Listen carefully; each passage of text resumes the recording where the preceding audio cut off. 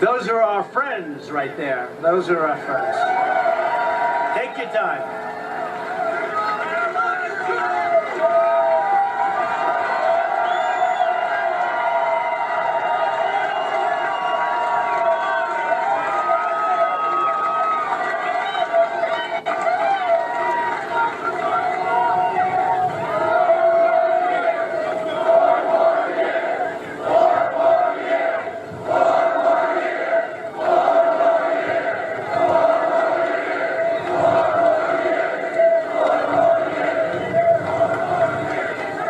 How they doing?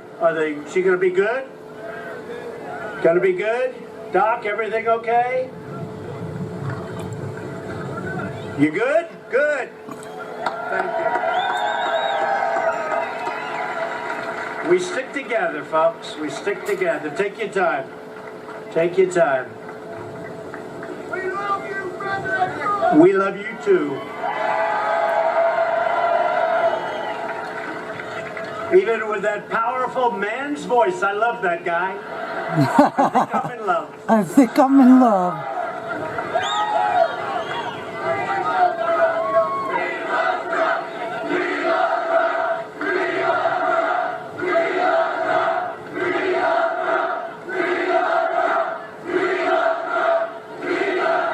Thank you. Thank you very much.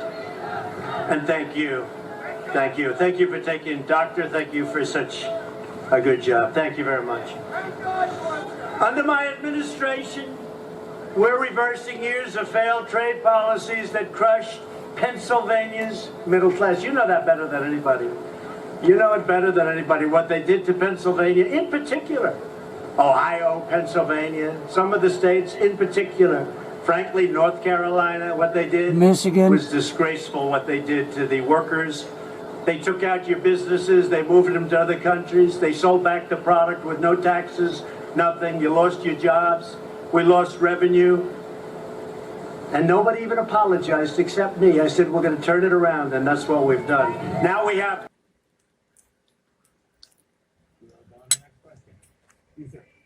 My name is Stephen. I'm a junior, and your question's for Will McAvoy. Do you consider yourself a Democrat, Republican, or independent?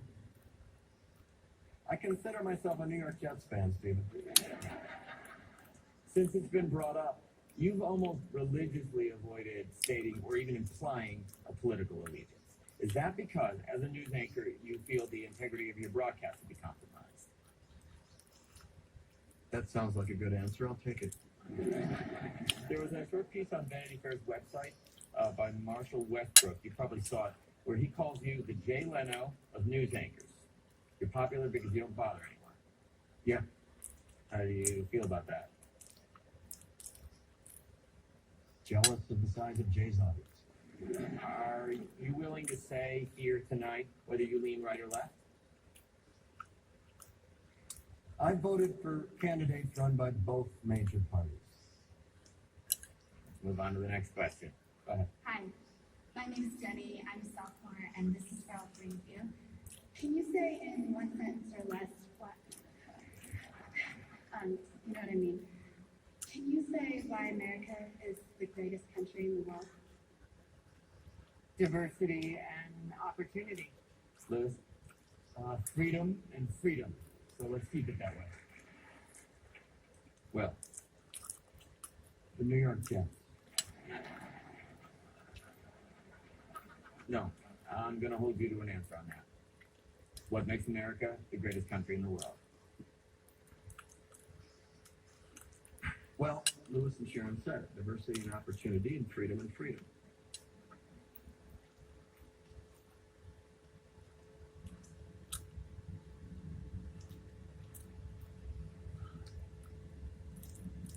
I'm not letting you go back to the airport without answering the question.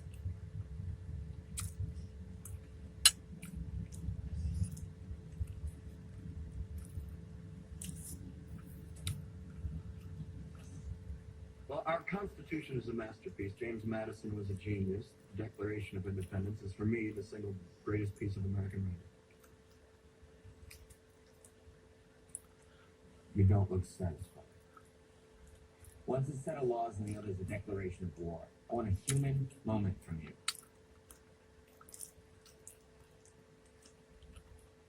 What about the people? Why is Not America the greatest country in the world, Professor. That's my answer. You're saying Yes. Let's talk about Fine. But Sharon, the NEA is a loser. Yeah, it accounts for a penny out of her paycheck, but he gets to hit you with it anytime he wants. It doesn't cost money. It costs votes. It costs airtime, columns. You know why people don't like liberals? Because they Put everything on the up and up. Why wouldn't they come out and say, here you go. Here's all the intel we had. Why the big fight? Well, as I've been saying for years now, the shadow government has been pretty much in an unbridled fashion controlling the Congress, controlling the judiciary, and controlling the President of the United States. And no one has stood up against it until enter Donald J. Trump, a candidate that they did not figure on, who is not bound financially or otherwise to this shadow government or their threats. And he has got them quaking in their boots because they've been engaged in illegal surveillance. They've been engaged in a false counterintelligence operation against the Trump campaign, literally planting spies in the Trump campaign. And I can guarantee you that they are scrambling like rats trying to get off a ship. They're now pointing fingers at each other, Comey's pointing fingers at Clappers, pointing fingers at Comey, pointing fingers at Loretta Lynch, and on and on. They are scared because if this stuff is declassified, the American people will see how they have broken the law. And some of these parties, what they have done amounts essentially to treason in that they literally were spying and attempted a coup against a duly elected sitting president of the United States. I do not believe that the 2016 election was the first rodeo on this kind of activity. There is evidence, a FISA court opinion in 2017 that talks about the Obama administration violating FISA going back to 2012.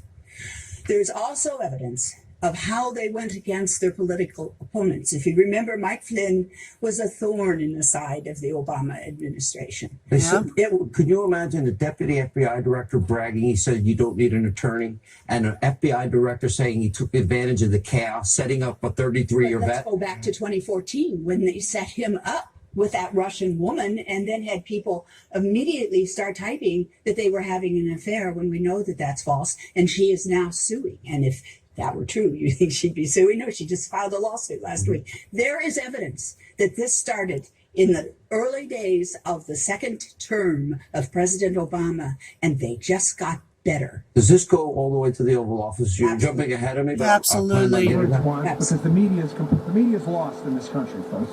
There's no media. Forget it. That's dead and buried. The media's done. They don't do journalism anymore. It's activism, nothing more, right? The Obama administration has grown comfortable with the idea of weaponizing government against their political enemies, and it happened over and over again. We had the IRS scandal, we had the AP phone record scandal, the Jim Rosen Fox News scandal, and I ask you this, what happened to any of the people involved? Anyone? Yeah, the answer is nothing. I have to do zeros like this now, because I used to do zeros like this, but I found out through the liberal media that somehow this means like a white power symbol now or something. I thought it meant okay or zero, but the media says, no, I'm serious, like these idiots in the media will tell you. So now I do zeros like that because I'm like afraid of some media idiot. These people are crazy. The Obama administration had gotten completely comfortable with the idea of abusing government for their political means. So what happens? This plan gets hatched, and I'm going to be candid with you. Where exactly it's hatched? I'm not a lawyer at all, but I've watched enough legal shows to think that I can qualify as one. So Law and Order, my favorite. There you go. So what I didn't understand, having covered the Ken Starr investigation of the president, is he did make recommendations in that. Now, it was up to Congress to accept or reject them, but he did highlight crimes on the part of the president, lying under oath, etc., that he thought, were prosecutable. I'm probably using the wrong term. In this report, no such recommendations, because that is, Mueller went into this saying, he was limited by the notion that you cannot indict a sitting president, but you can charge him with crimes. You can go ahead and do that, and he didn't. So there, I'm a little confused. Right. So actually, you're not confused, because this whole thing is a giant kind of where's the ball under the cup. Mueller could have gone to Congress. He could have issued a report. His report's been made public. He could have said that our investigation revealed the buzzwords, which are the cornerstone of our justice system, probable cause to believe that obstruction was committed. These are the facts. This is the evidence. This is the evidence of his intent. and gone to Congress, as did Ken Starr, who was following the law, and said, I ask that you undertake impeachment proceedings, which ultimately they did. But not Mueller. He has to backdoor the whole thing to kind of keep this political firestorm alive for another 2 years. So he doesn't make those recommendations. That information is not in his report. He comes on he comes on television, and he makes these comments, which then are nothing more than chum in the water for the Democratic sharks to just start going into a feeding frenzy, and that's what you're seeing now. You know, the market particularly picked up its losses. I know you safely avoid discussions like that, but I do notice that the market started cascading further south when Mueller made the comment, if we had evidence exculpating the president on obstruction, we would have noted it. Clearly saying we did not, so we did not. Now, he could have just as easily said if we had evidence clearly connecting the president to obstruction, we would have noted that as well. Now, obviously, by focusing on the fact we didn't have enough to exonerate him, he was throwing it in Congress's hands, but adding fuel to the fire, right? But here's the problem. Again, it's not his place to exonerate the president, or any individual for that matter. I just think if you don't have it either way, then why say anything at all, right? Correct, because if you have nothing, then by definition, you don't have enough evidence to establish probable cause. His job, the job of any prosecutor, is not to look for evidence that exonerates. It's to look for evidence that incriminates. That's what you're supposed to do. And if he had evidence that that Donald Trump had engaged in obstruction, and we could talk about that all day long as to why I think he didn't do it. If he has evidence that incriminates him, and he thinks that there's sufficient evidence to incriminate, then he needs to make a recommendation as to probable cause, as to prosecution. I have never in all my life, and I've been doing this for 30-some years, I've never in my life seen a prosecution or a prosecutor come out and say, oh, well, I can't tell you that the guy's innocent, because he's presumed innocent. Everyone's presumed innocent. That's the travesty of all of this. Well, if something shouts obstruction, as in the Ken Starr report, the cover-up of the Clinton White House and the Monica Lewinsky issue, another issue, it was so stated in the Starr report. And it was left to Congress to decide what to do with that.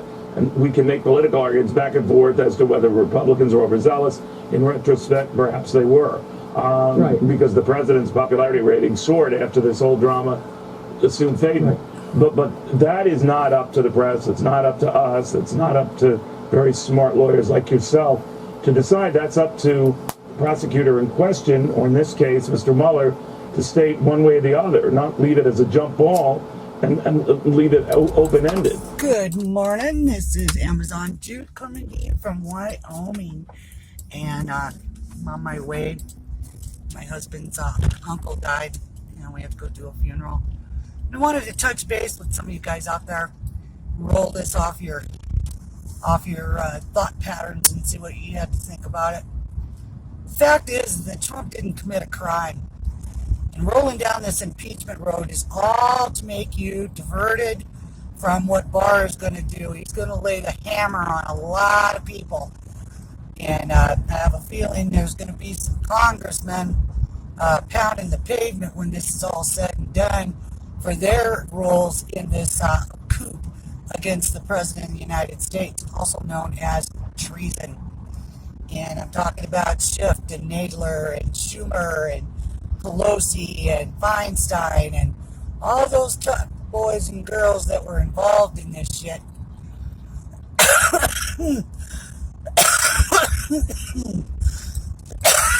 Need to pay the price too.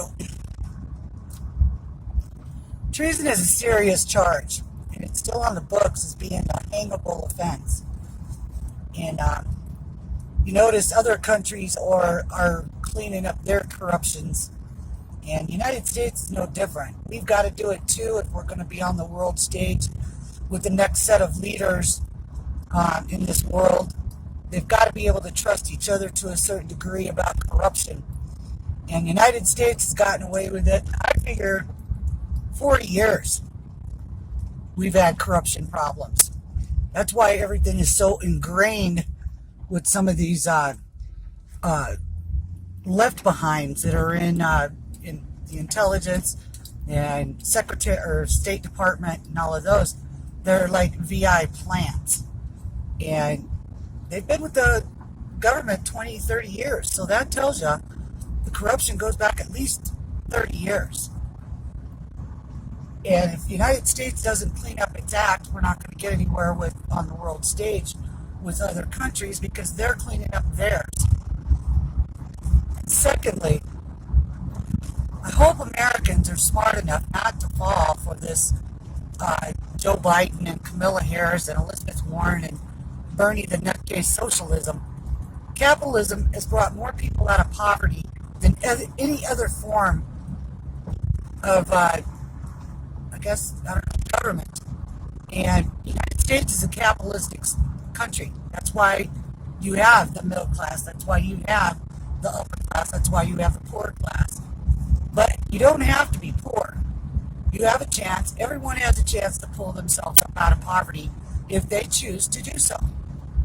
And it's not always. I know a lot of rich guys that didn't go past the 8th grade, but they applied what they did learn from their mentors, and they became business savvy, and they succeeded. Now, in socialism, and especially down Bernie's path, would you like to give up 70 or 80% of your paycheck to somebody who's not working or doesn't even care to go to work?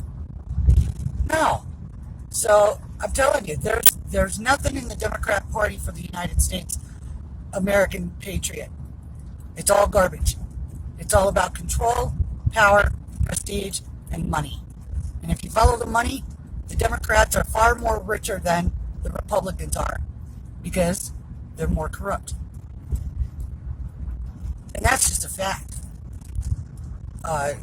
Anyway, that's kind of where I was going to go with this morning. I thought, if America wanted socialism, I think we'd have done it back in the 50s when people were being arrested and called pinkos.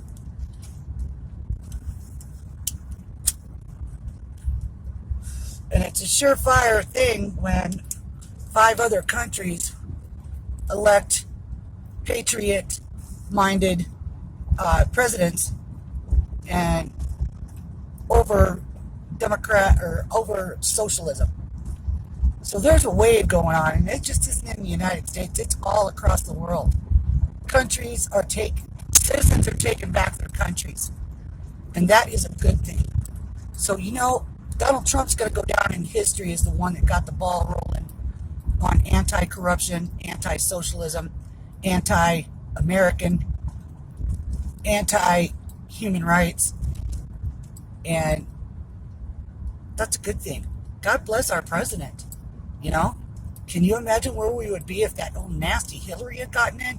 My God, we'd be in wars. We'd all be. Attorney General is going to get to the bottom of this. He said 4 things 6 weeks ago in front of the Senate Finance Committee, George. 4 things I thought were very important. First, he said there was a failure of leadership at the upper echelon of the FBI. That is definitely true. Comey fired, McCabe fired under investigation, lied 3 times under oath. Chief Counsel Jim Baker demoted, then left the FBI, currently under investigation by the Justice Department. Lisa Page demoted and left the FBI counsel. And, of course, Deputy Head of Counterintelligence Peter Strzok demoted and then fired. So there was definitely a failure of leadership at the upper echelon of the FBI. Then he said 3 other things that everyone should pay attention to. He said spying did occur. He said, second, that there's a basis for his concern about the spying that took place.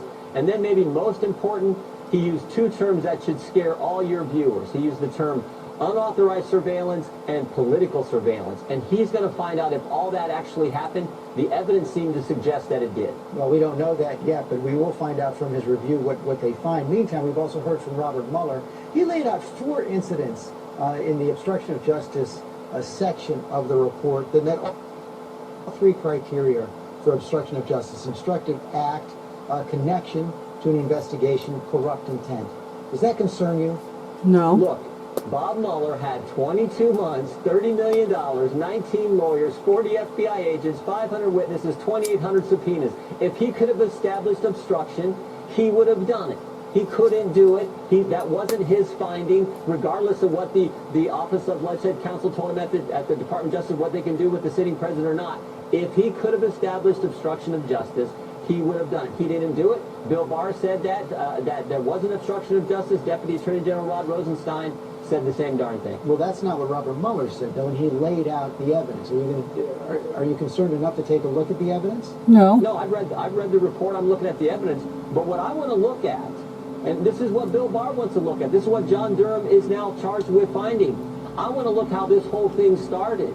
I want to look why they put someone next to George Papadopoulos, someone pretending to be somebody else, this Azra Turk individual, to find out what was going on. I want to learn about that. I want to learn about why they didn't tell the FISA court. This is something I want to ask Bob Mueller if he ever comes and testifies. Did you actually explore the dossier? They took the dossier to the secret court, didn't tell the court the Clinton campaign paid for the document, didn't tell the court the guy who wrote it, Christopher Steele, had told the FBI he was desperate to stop Trump. So I want to find out about that, and I know Bill Barr wants to as well, and that's why he's doing the investigation he's doing. They did say that there was indication of political motive behind the funding the dossier, but you just said you wanted to hear from Robert Mueller, so you believe he should testify? Oh, yeah. That's up to Jerry Nadeau. I know this. I got questions for him. I think the one question most Americans want to know, when did you first learn there was no obstruction, or excuse me, no collusion? 2 weeks after he walked in the door. Bob Mueller, his central task was to find if there was any collusion between the Trump campaign and Russia. He says he didn't look at collusion. That's not what he said. So he didn't even follow his own fucking mandate? Is that what you're saying? My question, what he did say is that he could not establish a conspiracy between the Trump campaign and Russia. So when did you know there was no conspiracy, no coordination, call it what you want. Those have been interchangeable for the last 2 years. So when did you know there was no conspiracy between the Trump campaign and Russia? We knew when we deposed Jim Comey. When we deposed Jim Comey, he said all the way up until the day he was fired, May 9th, 2017, he told us they had no evidence of any type of conspiracy, collusion, or coordination between the Trump campaign and Russia. And that was after 10 months of the FBI investigating him. That was after putting Azra Turk next to George Papadopoulos. That was after using the dossier to spy on the Trump campaign via Carter Page.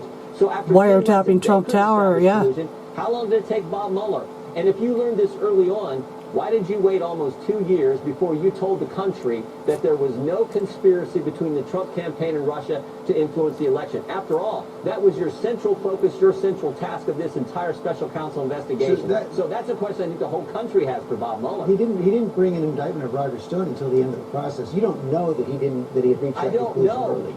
But I do know what Jim Comey told us, and he said after 10 months of the FBI looking. Oh, so now they're hanging all their shit on Roger Stone, huh? That's not going to work. That's going to blow up in their face because Roger ain't going to put up with their shit. Into this, they had no evidence of any type of coordination, conspiracy, or collusion between the Trump campaign and Russia to impact the 2016 election. So after 10 months, he didn't know. How long did it take Bob Mueller with 19 lawyers? Most of them were Democrats who were out to get the president. How long did it take him to figure that out? I think that's a question most members, and frankly, most people in this country would have for Bob Mueller. So if he House Chief of Staff Mick Mulvaney. Mick, how seriously should we take the president's threat to raise these tariffs? Is this basically a negotiating ploy to get Mexico's attention? Does he really mean it, that if Mexico doesn't stop the flow of migrants across the southern border, that he will start imposing these tariffs on June 10th? Chris, good morning, and thank you for starting with such an easy question. He's absolutely deadly serious. In fact, I fully expect these tariffs to go on to at least the 5% level on June 10th. The president is deadly serious about fixing the situation at the southern border. This is not the first time I'm on your program talking about what's happening on the Mexican-U.S. border. We've been talking about it for months. 6 months ago, we told everybody it was an emergency situation. Very few people believed us. In fact, I've talked with you about how the Democrats even refused to believe the facts 6 months ago. So it's real. We had a group of 1,000 people, not in different times, one group of 1,000 people walk across the border just in the last couple of days. 2,500 people are coming over every single day as opposed to 700 just 2 years ago. So the numbers are huge, the situation is real, and the president is deadly serious about fixing the problem. All right. The president says, in his words, that this problem must be, quote, remedied. And the question is, what does that mean? What specifically Congress needs to get up off their ass, shithead. How will he judge whether or not they've met his goal?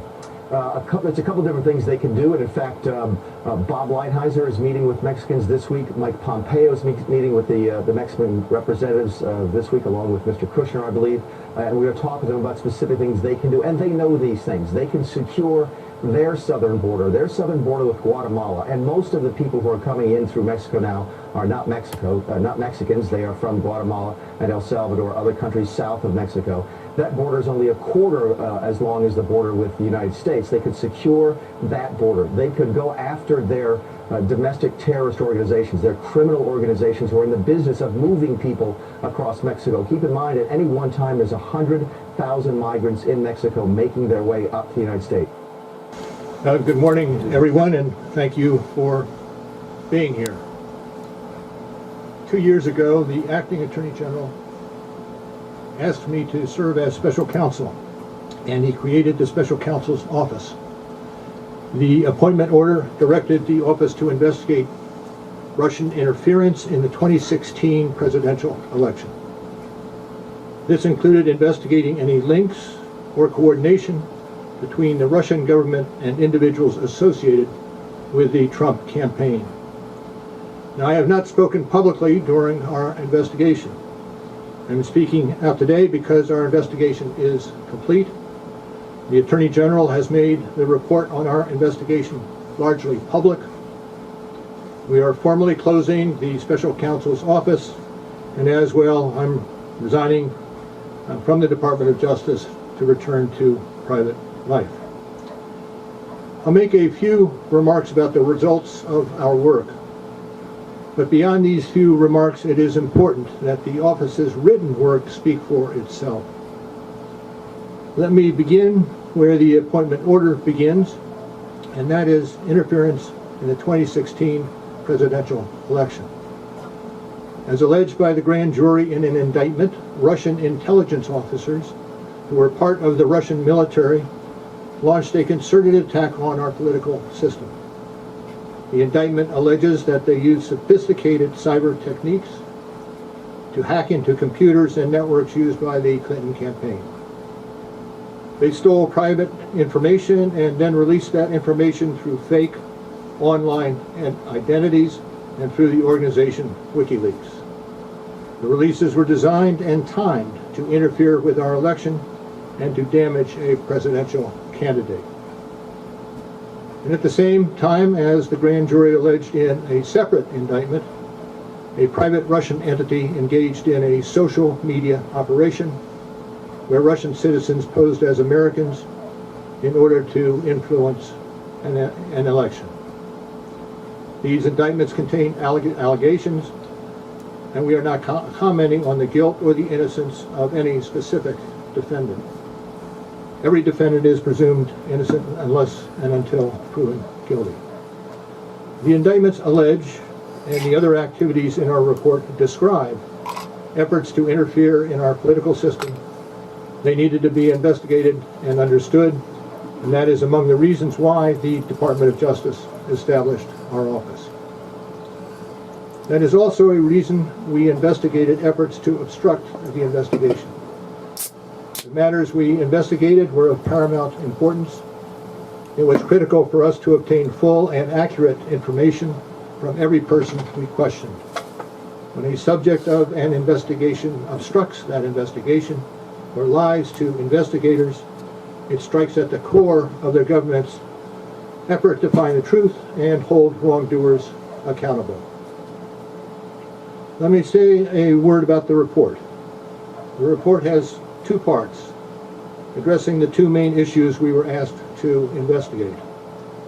The first volume of the report details numerous efforts emanating from Russia to influence the election. This volume includes a discussion of the Trump campaign's response to this activity, as well as our conclusion that there was insufficient evidence to charge a broader conspiracy. And in the second volume, the report describes the results and analysis of our obstruction of justice investigation involving the president. The order appointing me special counsel authorized us to investigate actions that could obstruct the investigation. We conducted that investigation, and we kept the office of the acting Attorney General apprised of the progress of our work. And as set forth in the report, after that investigation, if we had had confidence that the president clearly did not commit a crime, we would have said so. We did not, however, make a determination as to whether the president did commit a crime. The introduction to the volume 2 of our report explains that. So she's being interviewed on Sirius Radio. And this is, again, a conversation about, is there a double standard here? Trump might not get impeached, but would Obama have been impeached if he had done the same things? Watch. If President Obama had done half of the things and said half of the things that President Trump is saying, even, as recently as this morning, would he have been impeached, and how long do you think it would have taken? About a nanosecond. Yes, I think that the standards have slipped dramatically, and there's no earthly way President Obama could have gotten away with any of this. You lying I think a lot of people would say the Obama folks might have gotten away with a lot during the time of the Obama administration, whether it's Fast or Furious or the IRS or trailing reporters or now the FISA abuses. But Professor Dershowitz, your thoughts on the Obamas? I mean, she's kind of alter ego of the Obamas. What do you think about that? Well, I know Valerie Jarrett. She's a very decent person. I worked with her, and I met with her on numerous occasions during the Obama administration. Of course, Obama never would have been impeached because impeachment is improper. And I think the Democrats would have realized, and the Republicans would realize, you don't just impeach on Maxine Waters' ground. Maxine Waters says the grounds for impeachment are whatever Congress says it is. That makes Congress above the law because the Constitution specifies high crimes and misdemeanors. In other words, there must be high crimes to impeach. And if President Obama had done what President Trump is alleged to have done, there'd be no high crimes. So there wouldn't have been impeachment. There wouldn't have been talk of impeachment. This is a clear attempt to violate the Constitution in the interests of one party. And if the Hillary Clinton had been president and they were trying to impeach her for non-impeachable offenses, I'd be making the same arguments. The only difference is they'd build a statue to me on Martha's Vineyard and they'd be inviting me to every possible dinner party because I'd be defending their champion, Hillary Clinton. But I don't care whose party is being affected. I will always state the law objectively and neutrally and read the Constitution the way it was written by the framers. All right, well, Alan Lichtman, the political historian who successfully, he's predicted the last 9 presidents, I think, including Trump's 2016 victory. He explained why most Democrats today are pushing for impeachment. Let's watch. Trump is it in 2020 unless what? Unless the Democrats grow a spine and do their constitutional duty and move into an impeachment inquiry, and I think the evidence will show ultimately an impeachment. Governor, so the only way he says that they can beat Trump is to basically by impeaching him. Well, first of all, only 29% of the American people think impeachment is appropriate. But even if they think impeachment is a wonderful idea, then I would say to them, go for it. Knock yourselves out. Put the evidence out there. If you honestly believe that the Put up or shut up. You got it. results of the election should be overturned by impeachment, not the next election, then go ahead and have the guts to do it and see what happens. It's going to be a disaster for the Democrats, and it will ensure the re-election of President Trump in 2020. And also, the case would get to the Supreme Court very likely. If the Congress adopted the Maxine Waters approach and put themselves above the law and tried to impeach any president without evidence of high crimes and misdemeanors, the Supreme Court might very well have jurisdiction to decide that case. 2 former justices said that in concurring and dissenting opinions, and I suspect there might be a majority today in the Supreme Court if you had an overt attempt to subordinate the Constitution, subvert the Constitution, and use the impeachment power as a way of reversing an election. That's not what the framers had in mind. Well, they rejected explicitly that concern, that issue. Alan, how would it get to the Supreme Court, though? How would it ever get there? Well, if the president were to be impeached, his lawyers would bring a case to the Supreme Court seeking dismissal of the indictment, essentially, dismissal of the impeachment. Remember also, but don't they decide it's they decide it's a political question now. You think John Roberts and these guys are going to want to get involved? It's not a political question. I worry that John Roberts and the 4 liberals would say that. I'm worried about that. Well, remember that John Roberts presides over the trial in the Senate. And if I were the lawyer for the president, the first motion I would make would be to the Chief Justice saying this impeachment has to be dismissed because it doesn't follow the terms of the Constitution. It's not a political question when you're asking justices of the Supreme Court to apply the Constitution. It goes back to Marbury versus Madison. When Congress acts in violation of the Constitution, the Supreme Court is So we'll have to get a close in on all of these deep state actors who tried to undermine Donald Trump's presidency. Well, former top Intel brass John Brennan, James Comey, Clapper, among so many others, they are scrambling now to justify their dubious actions, rewrite history, and are actually now creating a circular firing squad, and we're noticing they're turning on each other, which is probably a good sign. We continue with our live panel here. I always do this at the end. We kind of know the story. This audience has stayed with us, so I want to kind of move a little bit because I don't want to rush the end part here. Tom Fitton, you keep putting in FOIA request after FOIA request. Who's in trouble, how badly, and will it happen? That's the question I get asked by my audience the most. Well, something ought to happen. I think the president is a crime victim. Carter Page obviously is a crime victim. And you had top officials, I think it can be strongly suggested, misuse their office for political purposes, mishandled classified information to target someone over politics, otherwise misuse government resources to target and spy on people over politics. And the president is the number one victim. And, you know, who benefited the most from that? Hillary Clinton and her co-conspirators in the Obama administration who avoided the consequences of her email misconduct. In many ways, the targeting of Trump on Russia froze the Justice Department from engaging in full accountability and cleaning up over the Hillary mess. And that's over. Mrs. Clinton has as much to worry about as some of these deep state actors, in my view. Doug, you are unique. You're a Democrat. You're a Clinton Democrat. Sorry to hear that. Still love you anyway. You see what is happening both between this and the new Green Deal, and you see a disaster politically coming for the Democratic Party. Right. I see, Sean, that the Democrats are moving so far left as a party, the Ocasio-Cortez, Bernie Sanders, Elizabeth Warren wing. My party is now at its mass level getting behind Joe Biden. The left is going to try to undermine him and make an election that is likely to be very competitive less so. One other word. By the way, I'll make a statement. I already have a dossier on creepy, crazy, sleepy Uncle Joe. But let's have a real election rather than what everyone here in the most compelling way has described. Let me say one more thing. As a partisan Democrat, I respect everyone here. Many of these people are my good friends. What I believe as a Democrat is we need to know the facts of what happened. I'm glad we had a Mueller report. I'm glad we've been able to assess it.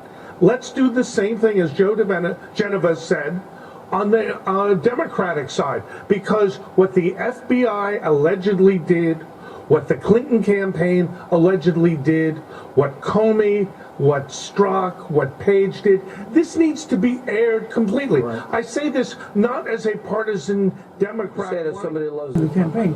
They did everything they could to destroy Trump. He's still president. He's improving in his poll numbers. The economy is growing.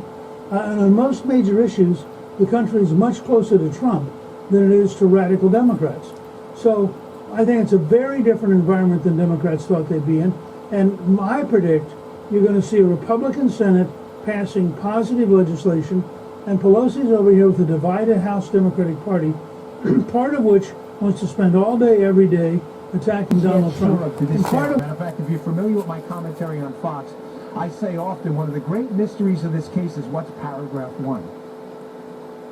Paragraph 1, what do I mean by that? When I was a federal agent, when you arrest someone, you have to do what's called an MR, a memorandum report. Paragraph 1 of that MR is always how the case started. I got a call from Jane Doe, bank fraud investigator, said this credit card number was stolen on April 14, 2015. I made a few calls, and the next thing you know, it's an 80-page report about this massive scheme. Paragraph 1, though, always lays it out. Always. Do you know to this day we still have no idea what paragraph 1, the why they started to spy on the Trump team was? Now, I get it. It was for political. I get that. But at some point, somebody, you have to understand, folks, how to put down on paper a semi-legitimate reason to start the most massive spying operation in a political campaign in U.S. history. Do you know nobody to this day will tell you what that is? I know what it is. So the first plan they do to hit the Trump team, folks, is they learn to manipulate these about queries in the NSA database. The NSA has a database of a whole boatload of information, metadata, texts, that kind of stuff. How it works is too complicated in the time I have. But what you can do is you can query that NSA system and you can get a whole lot of information.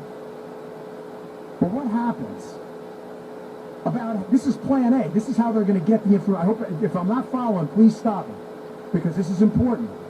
The Obama administration figures out that through unmasking, in other words, wiretapping people, pretending they're targeting foreigners, and then querying information in this database, that they can get all the political opposition research in the world that they need against the Trump team. It's beautiful. No one's going to call them out. The media's on their side, right? But there's a good guy in this. There's a white hat. Somebody in the government sniffs this thing out. That's why I tell you, this wasn't plan A. This was the plan. They were going to unmask people, wiretap people, and they were going to query this NSA database and get all the information they needed about the Trump team. But somebody smells a problem, and he's not having it. And he's the white hat. He's the good guy in this story. And it's Mike Rogers of the NSA. Yep. Mike Rogers of the NSA senses that there's something wrong about these about queries. In other words, who's tapping into the database here and making political queries? Now, folks, some of you, I don't know your politics. I assume most of you are conservative, libertarian, or Republican, but that's fine either way. If you doubt any of what I'm telling you, just Google the FISA Intelligence Surveillance Court, their report on about queries. Because Mike Rogers goes to the Foreign Intelligence Surveillance Court and says, Houston, we got a problem. These queries are supposed to follow very specific guidelines about terrorism and all these metrics have to, you can't just spy on Americans in the database. The FISA court looks into it, comes back with a report that was released in March of 2017. Ladies and gentlemen, that is devastating. If you haven't read it, you were doing yourself a great disservice. Page 80 specifically is horrifying. Apparently, the NSA database was being queried by private contractors. CrowdStrike, Flat Valley, Fusion GPS. People within the government were using private contractors to query information they had no judicial or legal authority whatsoever to look at. Rogers smells a rat. People panic in the government. Now, conveniently, what happens right after the election? I want to put these pieces together and things will start to make sense. Donald Trump's elected. He's the president-elect, right? 10 days after the election, Rogers, who knows this has been going on the whole time, these unmaskings, the tapping of the... Now does the Donald Trump tweet, they tap Trump Tower. Now does it make sense? He got the wording wrong. He didn't understand exactly how it worked, but the idea was not wrong. Donald Trump's not stupid, trust me. Guy got elected president, earned $1 billion. By the way, I love how these journalists criticize him. The guy's making $25,000 a year writing clickbait pieces for BuzzFeed. Like, Donald Trump's an idiot. Hard pass, brother. Like, well, the guy just won he runs for office the first time and he becomes the president. But let me listen to Joey Bag of Donuts at BuzzFeed. You're right, you got this. It's like, so about 10 days after the election, Donald Trump, someone goes up to visit Donald Trump in Trump Tower. Who visits him? Mike Rogers. Mike Rogers. But Rogers doesn't tell anyone. This is going to trip you out totally. He doesn't tell anybody in the White House he's going up there. He visits Trump in Trump Tower conveniently 10 days after the election, which from my experience in the Secret Service is just enough time for them to go up to Trump Tower, WACA, the White House Communications Agency, for the president-elect, and set up a SCIF where they can talk privately, a sensitive compartmentalized information facility. In other words, a place where no one can listen in. Rogers gives it about 10 days, goes up there, has this big meeting with Donald Trump, and what happens the very next day? Donald Trump evacuates Trump Tower and goes to Bedminster, New Jersey to never return for another meeting.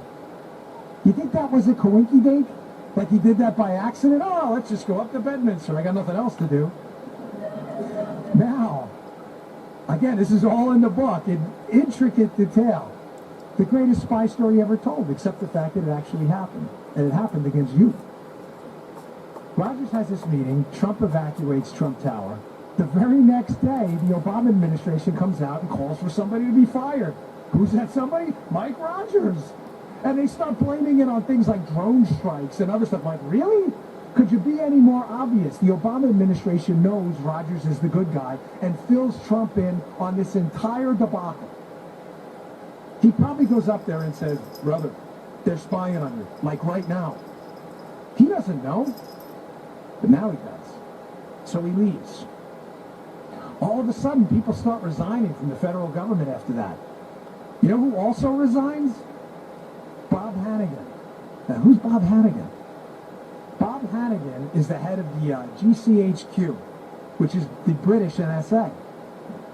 Well, why do you think the head of the British NSA would resign right after that Rogers meeting, right after Trump finds out about this massive spy? Because they were I'm going involved. to tell you why right now. I'm not taking a selfie of you. I'm not taking a selfie of myself. I'm going to read to you a headline. This is from CNN. See it right there. I didn't Photoshop this. April 14th, 2017. Remember who Bob Hannigan is. He's the head of the British NSA. British intelligence passed Trump associates' communications with Russians on to U.S. counterparts. You think I'm making this up? That's CNN. I didn't write it. They wrote that. So not only is the United States government in Plan A weaponizing its intelligence community to listen in and computer search the Trump team to hurt them during the campaign for political oppo, they're working with the British and the Australians to pass information about the Trump team onto the Obama administration. Don't take it from me. Take it from CNN. They find out about this. Now, this thing breaks down about halfway through.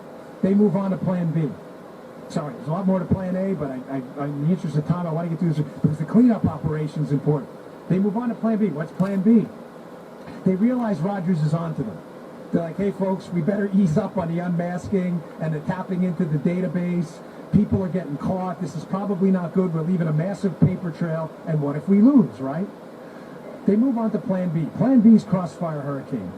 They say, well, listen, if we can't spy on them illegally, let's just spy on them legally. We have this beautiful thing called the FISA court, where we can walk into the FISA court, we can get a warrant on somebody, and when you get a warrant on somebody in the Trump team, they have this beautiful thing for the Obama administration called the two-hop rule. Well, it's for everyone, that's for Obama. Meaning, if I spy on you, and you're a member of the Trump team, I can hop to everybody you emailed, and then everybody they emailed. So basically, all I need to do is get a FISA warrant on the guy cleaning the floors in Trump Tower, and I've got everyone. If you care about the content on precedent of impeachment, and at first you gave no reason, I read every single one of your tweets, and then when you were pressed, you finally gave a reason, and you came up with things like discussions of firings that never happened, rumors of recusal reversals that never happened, nobody reversed their recusal, and then made baseless claims about obstruction of justice, which I know you discussed it before, but you have to have corrupt intent. So you have to prove that Trump knew that he was guilty of a crime and knowingly tried to obstruct justice based on that. Okay? You don't have that. You don't have proof of corrupt intent. You don't. That's not what the and you report also says. further know that impeachment would tear this country apart if it went through and he was removed from office. It would cause a political upheaval in this country people in this generation have never seen before, possible civil war. You rest safe, you rest safe in the knowledge that that will not happen, that he won't be removed from office. So you get to make the political grandstanding that raises your national profile. You are now a national household name. That's called political capital. And you are hoping to launch your star bigger and brighter than District 3. You just talked about how you did better in District 3 than Trump. Do you want to talk about how the last election you got the least amount of support that you ever have because you haven't supported the MAGA agenda? Now that's your right to do so, but It's your right to support whatever you want, but you also know that you have no future in this district because of that as a Republican. So you want to go bigger and brighter. And I have my final thing, my question is, why did you talk nothing about the FISA abuses? If you care about the Constitution so much, why didn't you say anything about the year-long violation of the Fourth Amendment rights of Trump and his entire transition team? Every phone call, every email, every personal conversation for a year was spied upon and recorded. And they had no knowledge, and you are laughing about a year-long spying on an entire team of people. Fourth Amendment violated. And you didn't speak about it once. You didn't speak about the FISA abuses, which is currently under investigation. And you called A.J. Barr a liar without any proof. It looks like a very serious event, but we'll find out. When they look at the documents, I think people are going to see a lot of bad things happen. I hope it's not so, because if it is, there's never been anything like it in the history of our country. This was a terrible situation. What we're doing is we're cleaning everything up. It's so important. What I'm doing is a service to this country. We now call it Spygate. You're calling it Spygate. A lot of bad things have happened. What